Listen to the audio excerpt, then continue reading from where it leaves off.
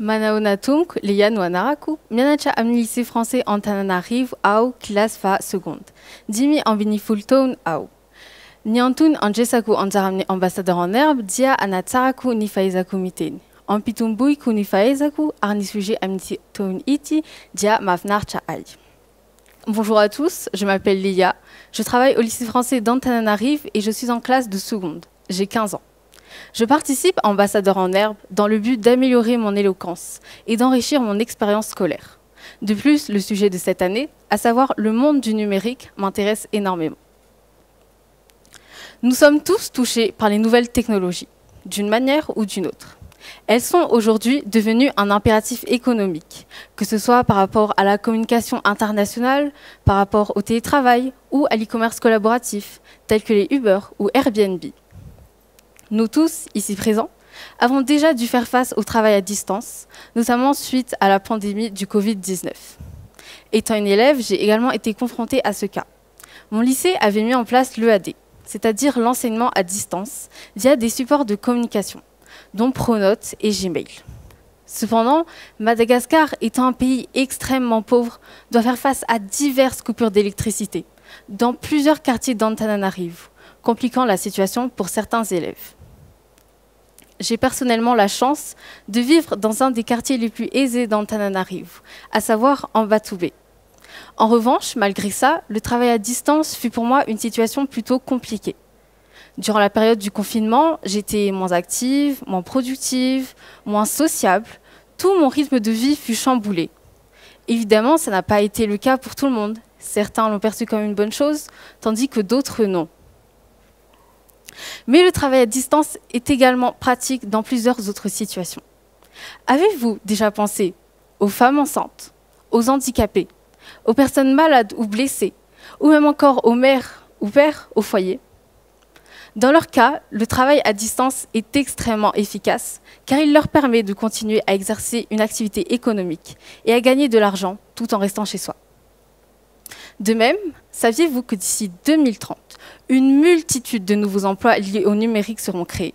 Ils formeront un secteur d'avenir pour les emplois de la jeunesse.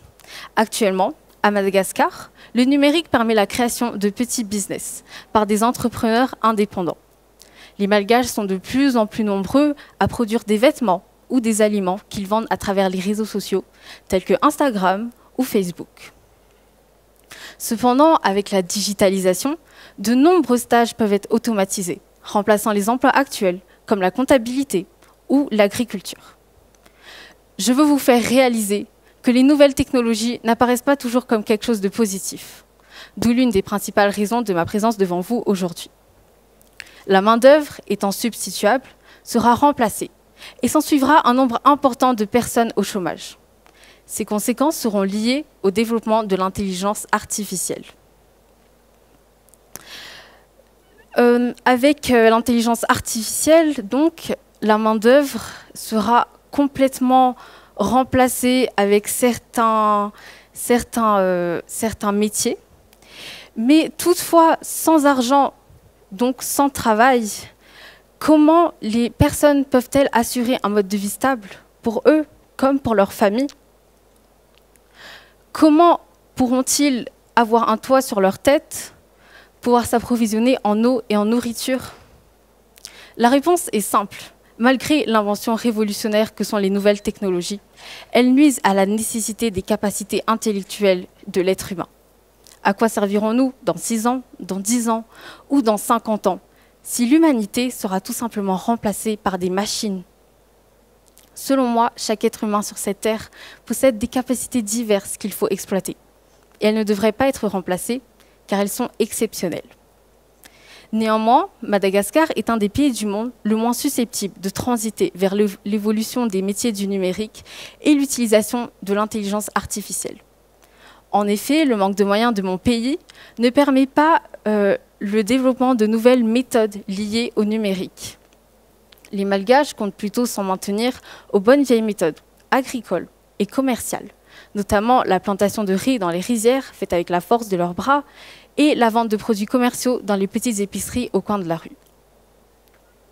In conclusion, the digital world has become important in our daily life, but especially in developed countries because they have more money, so more access to new technologies.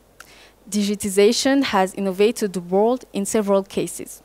It contributes to the creation and to the development of new jobs, thanks to the digital economy and to artificial intelligence. However, despite the fact that there are some advantages about the digital world, it creates the disappearance of certain jobs, which will drive to a high increase in unemployment and to the loss of usefulness of human beings. Merci.